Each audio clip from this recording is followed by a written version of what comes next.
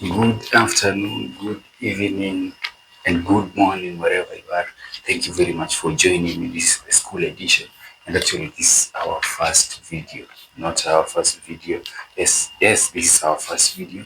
Thank you very much. And today is I'm teacher Elias. I teach learners as from grade 4 to grade 9.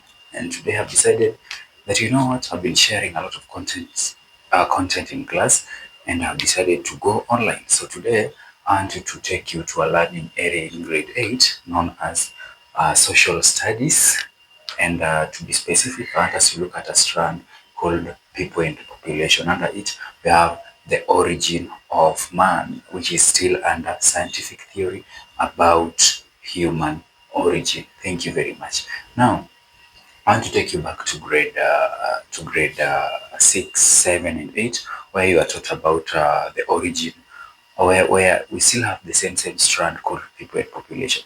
And from there, in those grades, actually, you are still looking at people and population, but we are actually interested in the language groups in grade 4. That is where language group is defined. In grade 5, you go ahead and identify those language groups. Grade 6, the same. But in grade 7, we started looking at the theories that explain the origin of man. Now, what is a theory? You can say that a theory, what is a theory? That a theory is an opinion. We say that a theory, sorry, we say that a theory is an opinion or a set of, we can say that a theory is an opinion or a set of ideas or a set of ideas that try to explain. That a theory is an opinion or a set of ideas that to explain tries to explain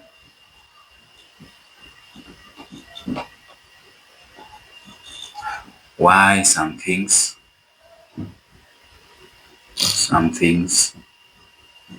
happen or exist. Why some things happen or exist. A theory is an opinion or a set of ideas that try to explain why some things happen or exist. And in grade 7, we are told that when you look at the origin of human beings, we have 3 particular theories that explains the origin of human beings. The first theory, we call it the mythical theory. The first theory, it is mythical theory.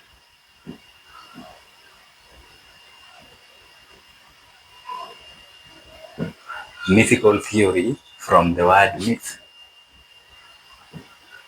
What is a myth? A myth is a belief or a story that people normally believe, but it may not be true. Stories that a believed story that is not true. People believe, for example, in very many communities, I know of a community that believes that their first human beings came from a swollen knee, and that knee burst there, their first parents came. But I'm still questioning them. Where did that knee come from? That is a myth now. And we have very many communities, not only in Kenya, but the whole of Africa, that tries to explain the origin of human beings. And the second theory, we call it biblical theory. Biblical theory. Now, what does this involve? Biblical theory tells us that there was a supreme being, and this supreme being was called God. A supreme being called God. And from this supreme God, he decided the supreme being called God created human beings, the first human beings, and he created them male and female. The male one, he called him man, and the female one, he called her. The male one, he called him actually Adam. Thank you. The male one, he called him Adam, and the female one was by the name Eve. And from here, according to the Bible, from here we are told that God instructed these people to multiply and fill the earth. That is why the earth is filled with people. This one, that is a biblical theory that explains the origin of man. Then the last theory, which is the third theory, which I am now calling the evolution theory, the evolution theory,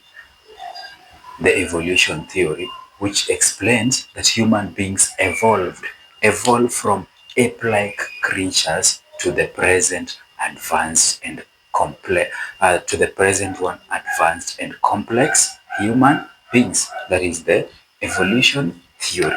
Evolution theory, which is still known as scientific theory.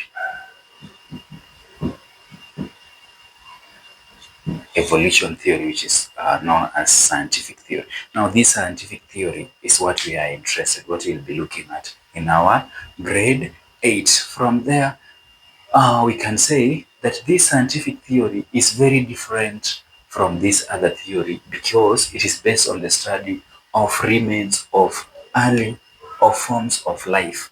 This scientific theory is very different from other theories because it is based on the study of remains of past forms of life. Now, from there, I want us to define a word called fossil or fossils. What are fossils? You've heard of this term. What are fossils? You will say that fossils are preserved remains